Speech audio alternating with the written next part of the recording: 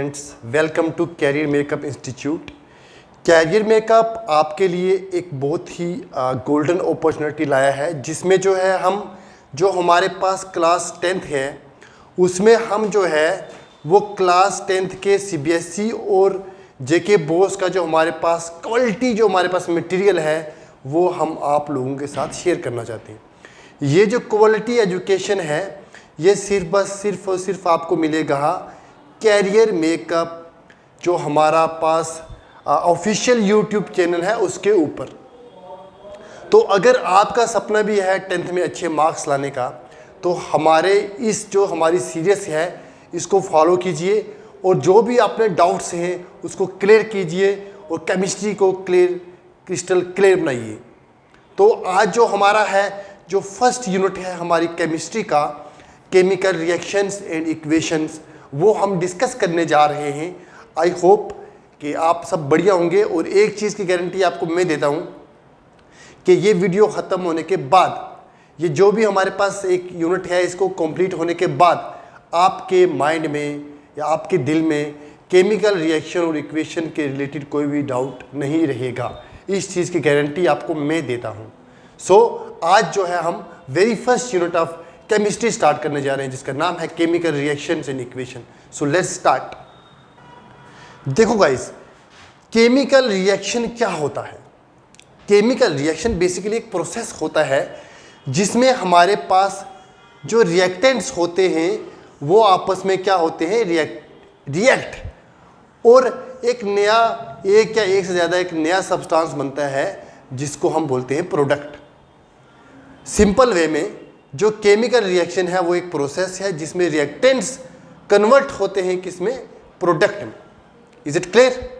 और अब एक चीज़ और याद रखना कि जब भी केमिकल रिएक्शन होता है हमारे पास, तो जो रिएक्टेंट्स होते हैं वो केमिकली चेंज होते हैं।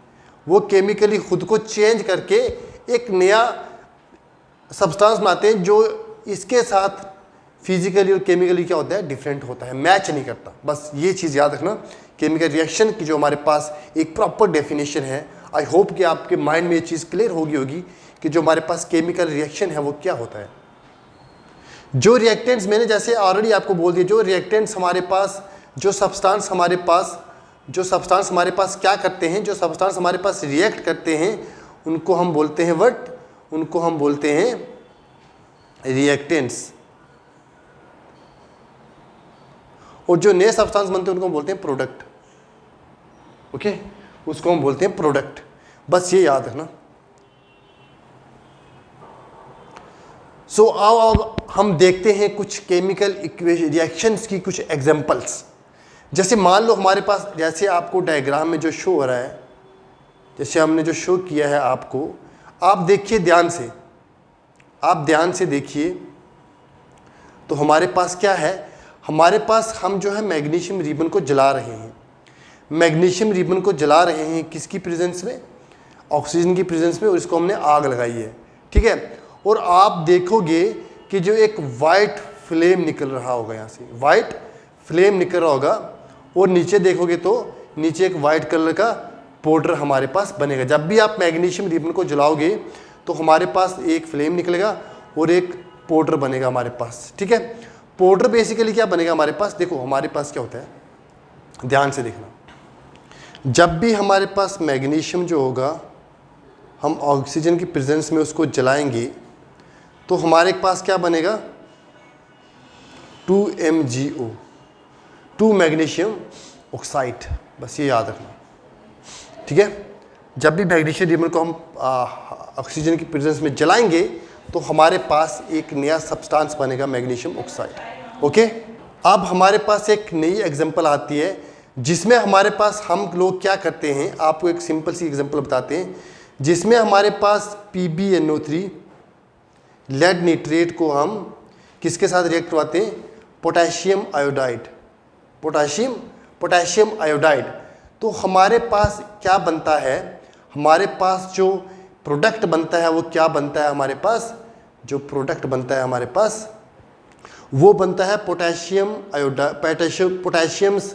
Nitrate plus lead iodide. तो देखो यहाँ पे क्या हो रहा है, यहाँ पे हमारे पास ये जो दो सब्सटेंस है इनको हम बोलेंगे रिएक्टेंट्स। क्या बोलेंगे हम? रिएक्टेंट्स। ओके गाइस, इसको रिएक्टेंट्स बोलेंगे और इसको क्या बोलेंगे हम? ये जो दो हमारे पास बने हैं इनको बोलेंगे प्रोडक्ट। तो जब भी हमारे पास रिएक्टेंट्स जो होते हैं प्रोडक्ट में चेंज होते हैं, उस प्रोसेस को हम क्या बोलते हैं? उस प्रोसेस को हम बोलते हैं केमिकल रिएक्शन। सो यहाँ तक आई होप कि आपको समझ आ गया होगा।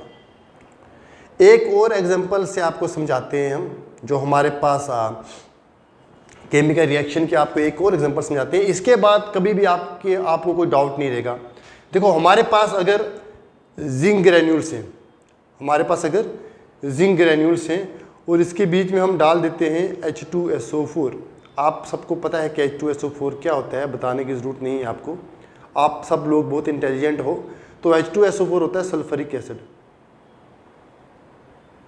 ओके गाइस, H2SO4 होता है हमारे पास सल्फ्यूरिक एसिड। तो जब भी हम जिंक ग्रैन्यूल्स के ऊपर H2SO4 डालेंगे तो हमारे पास ऐसे हम इस इक्वेशन को लिख सकते हैं Zn प्लस H2SO4। तो हमारे पास क्या बनता है गाइस? हमारे पास बनता है एक नया सब्सटेंस जिसको हम बोलते हैं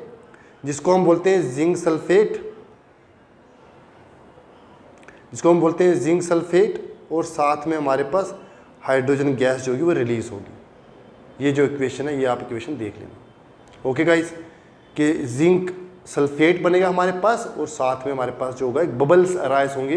वो बबल्स अराइज होंगे तो वो समझ जाना आप वो कौन सी गैस है, वो हाइड्रोजन गैस है।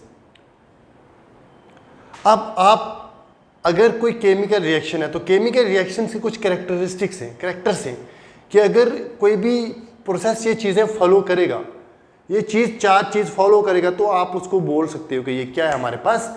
ये हमारे पास है केमिकल रिएक्शन। तो सबसे पहले जो भी अगर हम दो सब्सटेंस को रिएक्ट करवाएंगे, अगर उनकी जो स्टेट है वो उसमें चेंज आया, या उसके कलर में चेंज आया, या गैस का एवोल्यूशन हुआ, या फिर टेम्परेचर में चेंज आया, तो ये आप समझ जाना कि अगर ऐसे चार कंडीशंस आपको दिख रही हैं, ऐसी चार कंडीशंस में से कोई भी कंडीशन दिख रही है आपको, तो आप समझ जाना ये क्या है? ये है केमिकल रिएक्शन। ओके गाइस, ये है केमिकल रिएक्शन। बस इतना याद रखना। उसके बाद हमारे पास आता है टाइप्स ऑफ केमिकल रिएक्शन, कि केमिकल रिएक्शंस की कितनी टाइप्स हैं हमारे पास।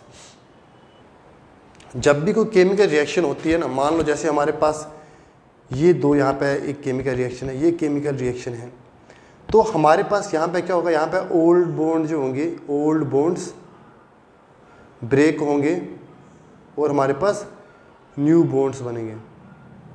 ठीक है, तो केमिकल रिएक्शन का सबसे पहले इंपॉर्टेंट हमारे पास ये भी एक चीज़ आती है जिसमें हमारे पास जो ओल्ड बॉन्ड होते हैं वो हमेशा ब्रेक होते हैं और जो न्यू बॉन्ड्स होते हैं उनकी फॉर्मेशन होती है।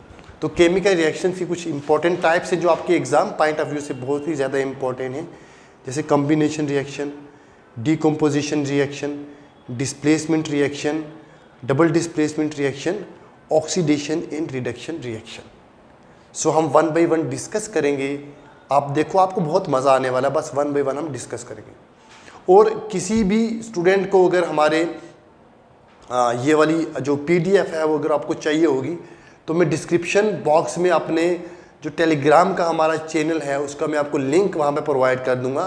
आप हमारे चैनल के ऊपर विज़िट करके, टेलीग्राम चैनल पर विज़िट करके आप ईज़िली हमारा जो है ये भी मटेरियल है इसको ले सकते हो free of cost. So first हमारे पास जो रिएक्शन आता है वो आता है combination reaction. Basically combination reaction क्या होता है? कॉम्बिनेशन रिएक्शन का मतलब होता है कंबाइन होना। कंबाइन मतलब एडिशन, इसको हम एडिशन रिएक्शन भी बोलते हैं। ये भी याद रखना, इसमें कंफ्यूज मत होना। कभी आपने कॉम्बिनेशन रिएक्शन पढ़ाया तो एग्जाम में आपके आ गया addition reaction. At that case आपको ये पता होना चाहिए कि कॉम्बिनेशन और addition is same thing. So combination reaction में हमारे पास क्या होता है? कॉम्बिनेशन रिएक्शन में हमारे पास दो रिएक्टेंट्स होते हैं। हमारे पास कितने रिएक्टेंट्स होते हैं गाइस? हमारे पास दो रिएक्टेंट्स होते हैं जो हमारे पास रिएक्ट होके सिर्फ सिंगल प्रोडक्ट बनाते हैं। कौन कितने प्रोडक्ट बनाते हैं? सिर्फ हमारे पास सिंगल प्रोडक्ट बनाते हैं। यहाँ पे प्रोडक्ट बनता है सिंगल। ये चीज़ याद रखना, ये बहुत इंपॉर्टेंट चीज़ है हमारे पास। आपको कभी पूछ सकते हैं कि जो हमारे पास कॉम्बिनेशन रिएक्शन है उसमें प्रोडक्ट कितने बनते हैं, तो आप याद रखना 2 या 2 से ज़्यादा रिएक्टेंट्स आपस में रिएक्ट करते हैं और हमारे पास सिंगल प्रोडक्ट बनता है। आइए इसकी एग्जांपल देखते हैं। देखो जैसे कैल्शियम ऑक्साइड है, हमारे पास कैल्शियम ऑक्साइड है। ओके गाइज, कैल्शियम ऑक्साइड ने वाटर के साथ रिएक्ट किया और हमारे पास कैल्शियम हाइड्रोक्साइड बना, प्लस जो हीट थी वो क्या हुई, रिलीज हुई। तो कहने का मतलब एक तो हमारे पास ये कॉम्बिनेशन रिएक्शन है ही, एक तो कॉम्बिनेशन रिएक्शन है ही, बट साथ में ये एक्सोथर्मिक रिएक्शन भी है। अब एक्सोथर्मिक रिएक्शन क्या होता है वो हम आपको बताएंगे, बट अभी आप फिलहाल के लिए याद रखना कि ऐसा रिएक्शन जिसमें जो हीट है वो हमें मिलती है, हीट बाहर निकलती है रिएक्शन से। अगर हम इधर हीट को इन्वॉल्व करते तो हमारे पास फिर एंडोथर्मिक रिएक्शन बन जाता, बट यहाँ पे हीट इन्वॉल्व नहीं हुई है, यहाँ पे हीट यहाँ से इवॉल्व हुई है, इन्वॉल्व नहीं हुई, इवॉल्व हुई है। तो ऐसा रिएक्शन जहाँ पे हीट इन्वॉल्व ना हो, इवॉल्व हो, तो उसको हम बोलते हैं एक्सोथर्मिक रिएक्शन, जहाँ पे हीट इवॉल्व हो, निकले बाहर। ठीक है गाइस, तो कैल्शियम हाइड्रोक्साइड को जब हमने वाटर के साथ रिएक्ट करवाया तो हमारे पास सिंगल प्रोडक्ट बना। तो ऐसे रिएक्शन को हम बोलते हैं कॉम्बिनेशन रिएक्शन। एक एग्जांपल आप और देख लीजिए, हमारे पास burning of coal, formation of water from hydrogen and carbon, hydrogen and oxygen. एक तो हमारे पास जो ये एग्जांपल है और एक जो हमारे पास बर्निंग ऑफ कोल है, ये दोनों हमारे पास कौन से रिएक्शन की एग्जांपल से? हमारे पास एग्जांपल है कॉम्बिनेशन रिएक्शन की। तो आओ देखते हैं, डिस्कस करते हैं दोनों को turn by turn. Let's start. हमारे पास इस केस में देखो, इस केस में हमारे पास क्या है, कार्बन डाइऑक्साइड जो हमारे पास है वो मिलके क्या बना रहा है, हमारे पास कार्बन प्लस ऑक्सीजन मिलके बना रहा है कार्बन डाइऑक्साइड। यहाँ पे दो रिएक्टेंट से और सिंगल प्रोडक्ट बना रहा है। ठीक, अब यहाँ पे क्या है, यहाँ पे भी सेम चीज़ है। यहाँ पे हाइड्रोजन और हमारे पास ऑक्सीजन कंबाइन होके हमारे पास एक सिंगल प्रोडक्ट बना रहे हैं, जिसको हम क्या बोलते हैं, जिसको हम बोलते हैं वाटर। देखो ये मैंने जो आपको ऑलरेडी बता दिया है कि ऐसा प्रोसेस जहाँ पे हीट रिलीज हो, जब भी नया प्रोडक्ट बने हीट रिलीज हो, तो उसको हम बोलते हैं एक्सोथर्मिक केमिकल रिएक्शन। ये आप याद रखना, एग्जाम पॉइंट ऑफ व्यू से बहुत ही ज़्यादा इंपॉर्टेंट है। ठीक है गाइस, और एक चीज़ और याद रखना, यहाँ पे बहुत इंपॉर्टेंट चीज़ है, कभी कभी आपको एग्जाम में आ जाती है, ये सीधा डायरेक्ट क्वेश्चन यहाँ से आ जाता है, वो हम देखेंगे। पहले देखना जो भी नेचुरल गैस बर्न होता है हमारे पास, जैसे मीथेन हो गया, मीथेन को अगर हम जलाएंगे तो कार्बन डाइऑक्साइड गैस देगा हमें और साथ में वाटर देगा। ये भी हमारे पास किसकी एग्जांपल है, ये भी हमारे पास एग्जांपल है कॉम्बिनेशन रिएक्शन की। ओके, अब हमारे पास एक सबसे इंपॉर्टेंट चीज़, ये आप याद रखना, ये आपके एग्जाम पॉइंट ऑफ व्यू से बहुत ज़्यादा इंपॉर्टेंट है।